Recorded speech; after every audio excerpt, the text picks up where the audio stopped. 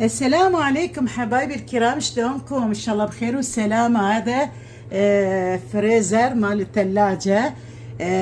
الله يبعدكم، يبعدنا من كل خسارة وخسران، اللهم آمين يا رب العرش العظيم. هذا الباب هنا، وشوفوا هذا هنا يقول شوف غراض هواية خايلة هنا، دافعته هذا ويا هذا الزرفات قدامه. أنا صدق كنت أخلي غراض هواية دائما متروسة، يعني حتى هذول ما خلي يتنفس، هذول فتوحات اكو بي ما خليت يتنفس والله العظيم. بعدين طاقة اكو بروان صغيرة اكو وراها، اكو مثل حديدة ما ادري. المهم شفتها قال هذا طاقة، عاد بدلها اللي كملها.